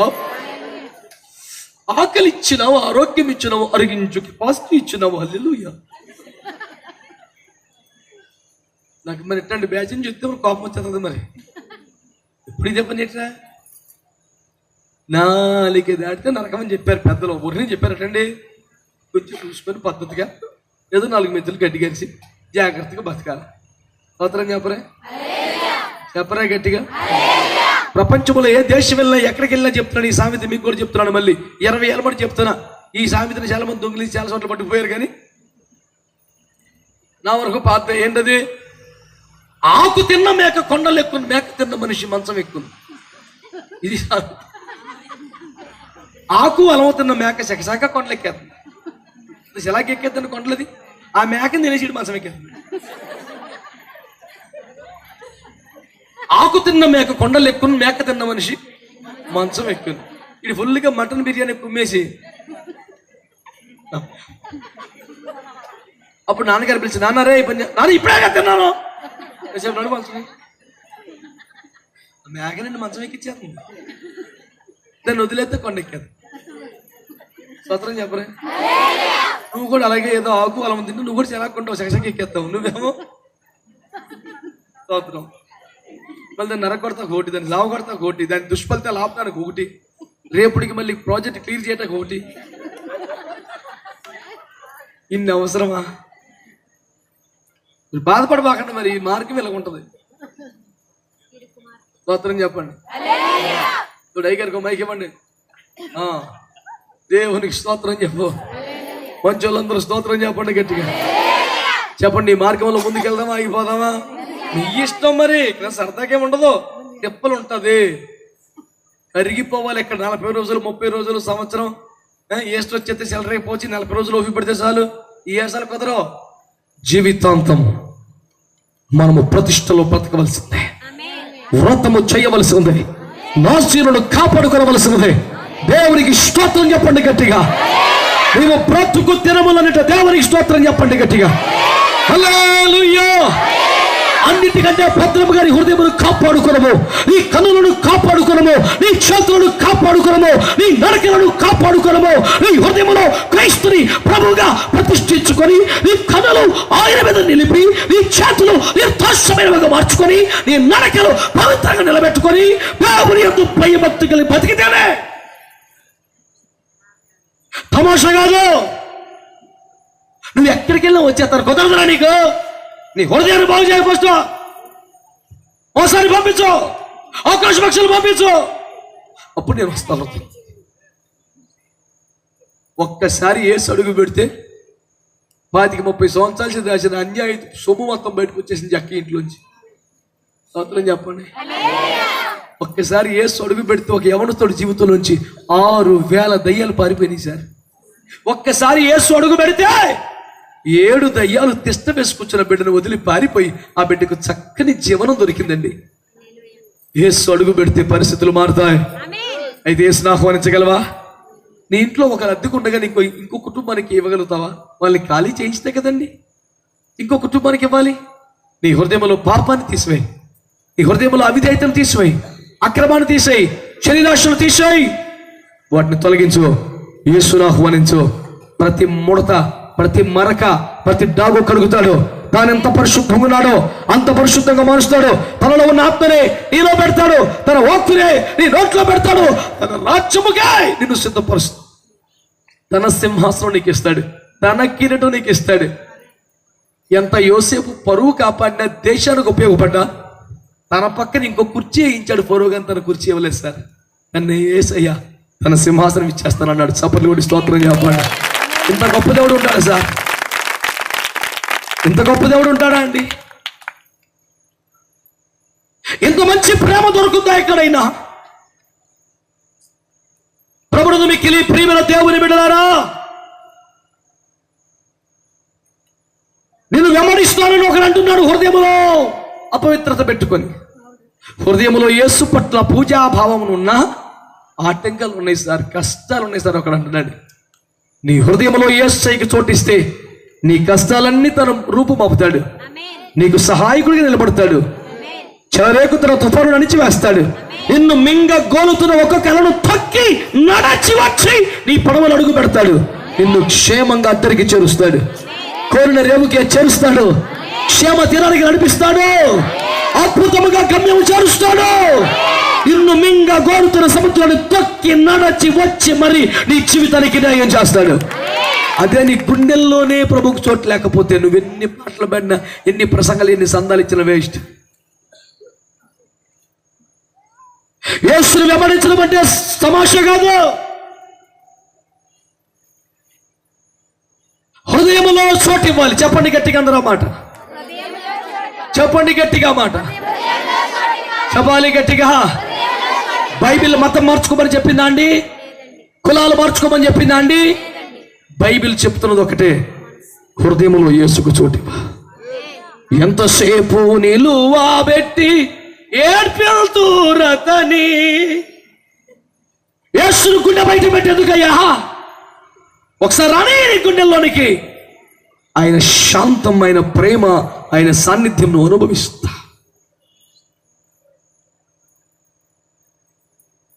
హృదయంలో యేసుకు చోటిస్తే నేను వెంబడించాలి. రెండవ మాట, పరిశుద్ధ గ్రంథంలో మీకు యేసును వెంబడించాలంటే తమాష కాదు, హృదయంలో చోటిస్తేనే. రెండవ మాట, మార్కు సువార్త 5వ అధ్యాయం 18-19. ఆయన దోణి ఎక్కినప్పుడు దయ్యములు పట్టినవాడు ఆయన యొద్ద తన్నుండనిమ్మని ఆయనను బతిమాలుకునుడు గాని ఆయన వారికి సెలవీయక, నీవు నీ ఇంటి వారి యొద్దకు వెళ్ళి ప్రభువుని యందు కనికరపడి నీకు చేసి స్తోత్రం చెప్పండి గట్టిగా. అంతేనా? అందరు చెబితే చెప్పాలి. అందరూ ఒక్కసారి హల్లెలూయా. ప్రజలారా, దేవుని బిడ్డలారా, యేసుని వెంబడించాలంటే తమాషా కాదు. నెంబర్ 1, నీ హృదయంలో ప్రభుకు చోటు ఇవ్వాలి. 2, 6,000 దయ్యాలు పట్టేశారు ఒకడికి. ప్రభు వాడిని విడిపించాడు. వాడు ఎక్కడ ఉండేవాడట? సమాధులలో ఉండేవాడు. చెప్పండి, ఎక్కడ ఉండేవాడు? ఒంటి మీద బట్టలు ఉంచుకునేవాడు కాదు. ఎవరైనా అటు పోయేవాళ్ళు, అరే ఏంట్రా, ఇంటికి రారా, పద్ధతిగా ఉండరా, బట్టలు వేసుకోరా అని ఎవరైనా చెప్పబోతే రాళ్ళు తీసుకుని వాళ్ళ మీద దాడి చేసేవాడు. చేతుల్లో గాజు పెంకులున్న వాళ్ళ మీద కోసేసేవాడట. సంఖ్యలతో కూడా ఎవరు వాడిని బంధించలేక, ఒక దయ్యం పట్టినోడే కంట్రోల్ చేయలేము. 6,000 దయ్యాలు ఒకళ్ళు దొరబడ్డాయి. ఇక ఎవడు ఆపుతాడు? యేసు అక్కడికి వచ్చాడు. అపవిత్రాత్మ అతని మధ్యలో బయటికి వెళ్ళిపో. మేము 6,000 మందిమే. ఇంత పెద్ద విషయాల హృదయం మాకు ఎక్కడ దొరకలేదు, సెటిల్ అయిపోయి ఉన్నాం. మాకు ఇంకా బోల్ టైం కూడా ఉంది. లీగల్ ప్రకారం అగ్రిమెంట్ ఇంకా ఉంది 2 సంవత్సరాలు. మేము ఎలా అన్నాడు లేదండి బైబిల్ అయ్యారు ఉన్నాడు బాబు. సమయము కాకపోనిపోయే మమ్మల్ని వెళ్ళగొట్టుచున్నావా? వాడికి లీగల్ రైట్ తెలిసింది బాబాడికి. కాగితం పత్రం ఉంది వాడి దగ్గర. యేసు రక్తం ఇచ్చేయి. అవన్నీ సిలువకు ముందు సిలువలు చింపేశాడే పేపర్. ఇప్పుడు పిల్లవాడు ఒక యేసు రక్తం ఇచ్చేయి. చెప్ప దేవునికి స్తోత్రం అని. యేసు ప్రభువు ఏం చేశారండి? గమనించారా? బలహీనపరచు దయ్యం బయటికి వెళ్ళిపోయింది. అయ్యో, బాగుపడ్డాడు. ఒక్కసారిగా తేలికయ్యాడు. సంఖ్యలతో కూడా ఎవరు బంధించలేకపోతున్న వ్యక్తి, ఒంటి మీద బట్టలు ఉంచుకునే వ్యక్తి, కనబడ్డ వారి మీద పడి గాయపరిచి రక్తాలు చెందిస్తున్న వ్యక్తి సిగ్గుపడిపోయి సాటుకు దాక్కుంటున్నాడు. ఇంటి వారు వచ్చారు, అతన్ని శుభ్రపరిచారు, కొత్త బట్టలు వేశారు. వాడు బయటకు వచ్చి యేసయ్య కాళ్ళ మీద పడి, నా బ్రతుకు ఇంత అందమైన జీవితాన్ని ఇచ్చినవాడు ఎవరు లేదయ్యా, నీ వెనకాల వచ్చేస్తాను, నీ పాదముల వద్ద ఉండనివ్వా అని బ్రతిమాలుతాడు. కానీ యేసు అంగీకరించగా, నువ్వు మొదట ఇంటికి వెళ్ళి మీ గ్రామంలో మీ ఊర్లో సాక్షార్థమై అందరికీ నువ్వు కనపడు. చేతులు ఎత్తి స్తోత్రం చెప్పండి. యేసును వెంబడించాలంటే మొదట హృదయములో యేసుకు చోటు ఇవ్వాలి. రెండవది ఊర్లో సాక్ష్యం కలిగి ఉండాలి. స్తోత్రం చెప్పండి గట్టిగా. ఆవు మంచిదైతే ఆ ఊరిలో అమ్ముడవుద్దని పొరుగురు సంతకు వచ్చిందంటే నేను డౌట్ పడాలి. నువ్వు స్తోత్రం చెప్పండి. నువ్వు గేదెని నిగరగలాడిపోతున్నారు బట్ ఆవుదో రాత్రి ఎలాగ ఉంటుంది మరి? కంగారు నడిపి కొని ఇస్తాం కదా నువ్వు. పొరుగురు సంతకు ఎందుకు వచ్చింది అది? దాని కొలతలు చూసి నువ్వు ఫీల్ అయిపోతున్నావు. సూపర్ కేసు దొరికేసింది దానికి, కానీ తన్నేస్తుంది అది, ఉమ్మిసిరేస్తుంది. ఆ ఊర్లో అందరికీ తెలిసి ఎవడకుండదండి. అందుకనే బైబిల్ చెప్తున్నాడు, యేసయ్య నువ్వు ఉన్న ఊర్లో మస్తు నీకు సాక్ష్యం ఉండాలి. ఆమె దేవుని కృపలో వెస్ట్ గోదావరి ఏలూరు దగ్గరలో కామవరపుకోట అనే ఊర్లో నేను పుట్టి పెరిగాను. దేవుడు ఎంత కృపించాడంటే, ఇంటర్మీడియట్ 2వ సంవత్సరం నేను బాప్తిసం పొందాను. కాలేజీలో మా లెక్చరర్స్ యొక్క సహకారాన్ని అడిగి, సార్ శుక్రవారం పూట సాయంకాలం 1 గంట ప్రేయర్ చేసుకుంటాం సార్ కాలేజీలో. అంటే ఇక్కడ మతపరమైన జరగకూడదు అంటే, లేదు సార్ ఒక గంట సేపు ప్రేయర్ చేసుకుంటాం సార్ అంటే, సర్లే గోల్ చేయబాకండి అనుమతించారు. ఓ 10 మంది ఒక గంట సేపు మా కాలేజీలో పిల్లలందరూ తాగుబోతులు అవ్వకూడదు, వ్యభిచారులు అవ్వకూడదు, అందరూ శుభ్రంగా ఉండాలి, పాస్ అవ్వాలని ప్రార్థన చేసుకునే వాళ్ళం. కొద్దిగా పెరుగుతున్నారు. 50 మంది అయ్యారు, 60 మంది అయ్యారు. యవ్వనస్తులు, కాలేజీ కుర్రోళ్ళు ఎప్పుడు వదిలేస్తే పారిపోతామని చూసేవాళ్ళు మోకాలే చేసేస్తున్నారు. ఏంట్రా బాబు వీళ్ళకి ఏం పట్టుకుందని మా లెక్చరర్స్, మా సార్స్ వచ్చి వెనకాల కూర్చొని వినటం మొదలు పెట్టారు. ఒక దశలో 2-3 లెక్చరర్స్ ఒక రోజు నన్ను రాయ్ సార్ స్టాఫ్ రూమ్కి రా అన్నారు. ప్రార్థన పేరు మీద ఎక్కువ గట్టిగా కేకలుగానే వేసేమేమో మమ్మల్ని తిడతారు సార్ వాళ్ళని భయంగా స్టాఫ్ రూమ్కి వెళ్ళాను. నేను చేతులు కట్టుకుని నిలబడ్డాను. రే లోపల రారన్నారు. అమ్మో ఇక నేను ఫిక్స్ అయిపోయాను. నేను లోపలికి వెళ్ళాక రే కూడా కొన్ని ప్రాబ్లమ్స్ ఉన్నాయిరా, దేవుడికి ప్రార్థన చేయరా అంటే నాకు ఆశ్చర్యం అయిపోయింది. సార్ తప్పకుండా చేస్తాను సార్ అంటే, ఇక పిల్లల ముందు ఏం చెప్తామని రారా కొన్ని ప్రాబ్లమ్స్ ఉన్నాయిరా అంటే మీరు నమ్మండి నాకు ఆనందం ఎక్కువైపోయి స్టాఫ్ రూమ్లో అక్కడే మోకాలి చేతులు ఎత్తేసి ఏడ్చి ప్రార్థన చేశాను. దేవునికి స్తోత్రం, హల్లెలూయా. ఎంత ఆశ్చర్యం. డిగ్రీ చదువుతున్న వయసుకు వచ్చేసరికి మీరు నమ్మండి మా ఊర్లో పాస్ట్ గారు చిన్న అబ్బాయి అంటే ఎంత సాక్ష్యం వచ్చింది. ఇప్పటికీ మీరు ఊరి పేర్లు అన్నీ చెప్తున్నాను, ఎంక్వైరీ చేసుకోండి. కామర్పుకొండ బెరాకా చర్చి పాస్ట్ గారు అంటే వాళ్ళ అబ్బాయిలు అంటే ఎంత సాక్ష్యం ఉందో మీరు కనుక్కోండి, ఎంక్వైరీ చేయండి. కాలేజీ పిల్లల్ని, నా క్లాస్మేట్స్నే వాళ్ళ తండ్రులు వచ్చి బాబు కొంచెం అమ్మాయిని చూస్తుండే అని నాకు చెప్పి వెళ్ళేవాళ్ళు. నేను అదే కాలేజీలో కుర్రోడిని, నా క్లాసులో ఉన్న ఆడపిల్లల్ని నాకు జాగ్రత్త చూసుకుని అప్పగించడం అంటే నా సాక్ష్యం ఏంటి మీరు అర్థం చేసుకోండి. ఎట్టకారం కాదు. ఎందుకు ఈ రోజున ప్రభు కృప చూపాడో చెప్తున్నాను మీకు. మొదట ఉన్న ఊర్లో సాక్ష్యం సంపాదించుకోవాలి. ఆమేన్ అనరే.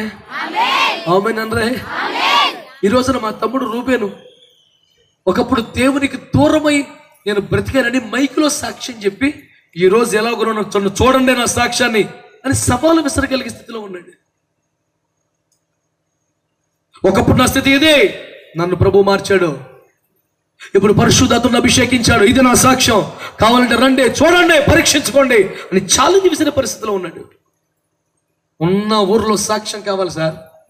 స్తోత్రం చెప్పరే. నిన్ను వెంబడిస్తానంటే యేసు ప్రభువు ఏమన్నారండి? మొదట మీ ఇంటికి వెళ్ళి అక్కడ అందరికీ సాక్షార్థమై నువ్వు కొంతకాలం జీవించు, అప్పుడు చూద్దాం. స్తోత్రం చెప్పండి గట్టిగా.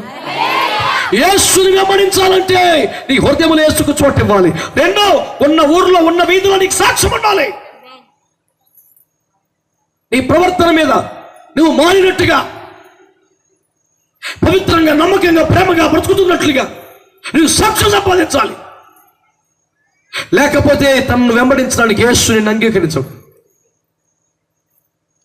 సాక్ష్యం ఉందా?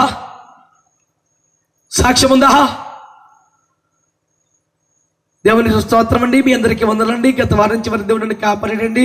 మరి గత వారంలో అండి ఎంతో అద్భుతం అండి.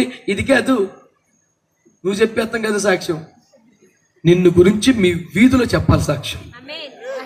అది కావాలి. స్తోత్రం చెప్పండి గట్టిగా. హనోకు గురించి చెబుతున్నాడు. అతడు 11:5 హెబ్రీ పత్రిక, అతడు కొనిపోపడక మునుపు దేవునికి ఇష్టడని సాక్ష్యము పొందెను. రాజుగా అల్లే నువ్వు వెళ్ళాలంటే ఎలాగా? అంత సులువు కాదు. రయ్యమని పోతుంది రక్షణ వల్లి. నిజమే, నువ్వు ఉంటావా? అది కదా పాయింట్. అక్కడ పాయింట్ ఏంటి తెలుసునండి? ఏం చెప్తుంది వాక్యం? అతడు కొనిపోపడక మునుపు దేవునికి ఇష్టడని ప్రజల చేత సాక్ష్యం పొందాడు. దేవునికి స్తోత్రం చెప్పండి గట్టిగా. రూతమ్మ కొత్తగా మోయాబు దేశం నుంచి వచ్చింది. బోయసు పొలంలో ప్రవేశించింది. బోయసు అనే యజమానుడు అడుగుతున్నాడు, పనివాడిని కాపరిని అడుగుతున్నాడు, ఈ పిల్ల ఎవర్రా? ఎవరు ఈ పిల్ల?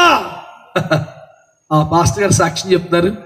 పరివారి పైన పెద్దపాలైన సాక్ష్యం చెప్తున్నాడు.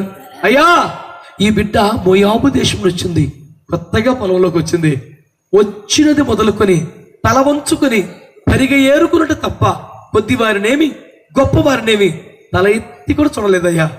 నీ సంఘ కాపరి నీ గురించి మంచి సాక్ష్యం చెప్తేనే దేవుని ఆశీర్వాదం నీకు ఉంటుంది. నా గురించి నా దేవుడు తెలుసండి, మాకు కూడా తెలుసు. మరి చాలా మంది ఎటకారం ఎక్కువైంది ఈ మధ్య. పాష గారు లెక్కలేదు తెలుగు. స్తోత్రం చెప్పరే. చెప్ప గట్టిగా.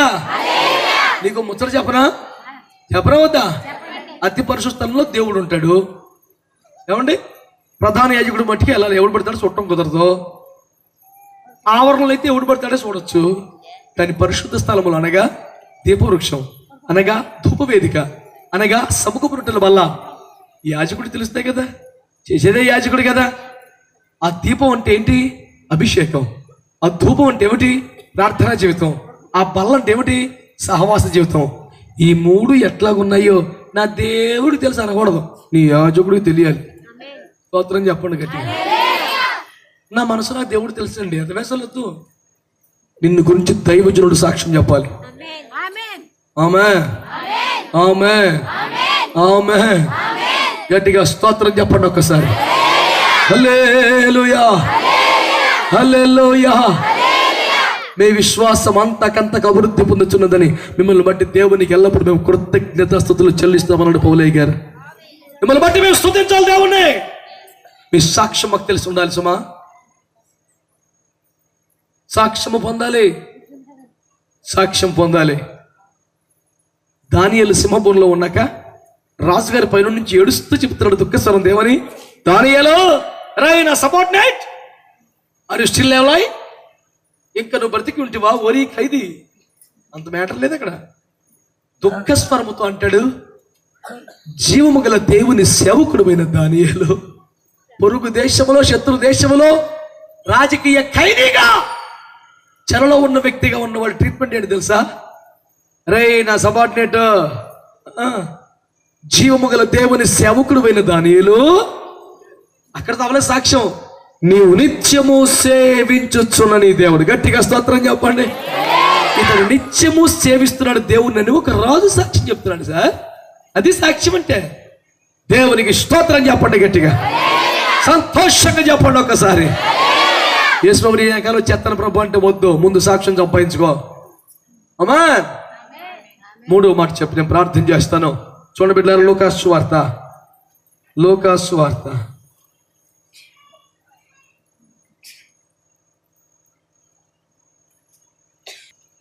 23వ వచనం. ఇట్లా నేను ఎవడైనా నన్ను వెంబడింపగోరుని ఎడల, తన్ను తాను ఉపేక్షించుకొని ప్రతిదినము తన సిలువనెత్తుకొని వెంబడింపవలెను. స్తోత్రం చెప్పండి గట్టిగా. హల్లెలూయా. నీ హృదయంలో యేసుకు చోటిచ్చావా? నీ వీధిలో సాక్ష్యం సంపాదించావా?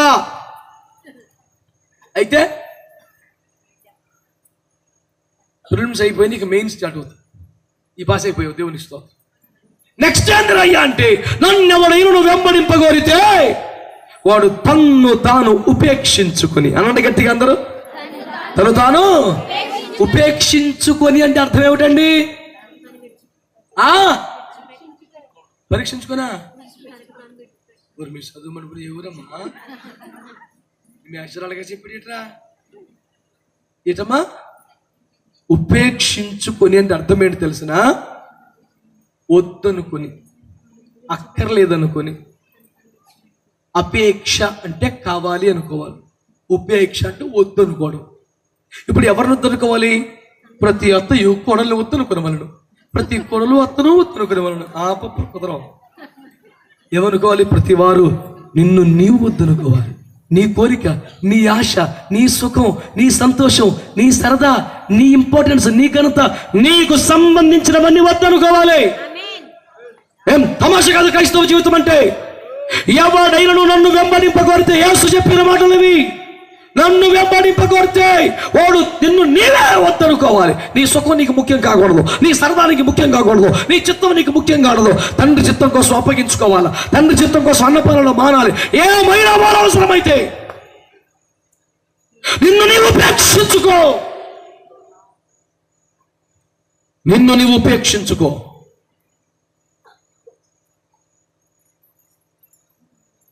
అక్కడ తవ్వలేదు. ఉపేక్షించుకొని ప్రతి దినము తల సిలువనెత్తుకొని. సిలువ అనండి అంటే ఏంటి? వంగరాన్ని చెక్కించుకొని అంటమా? వెళ్ళ వేసుకొని యాడ కనపడతాడు. ఇదేమి సిలువ సార్?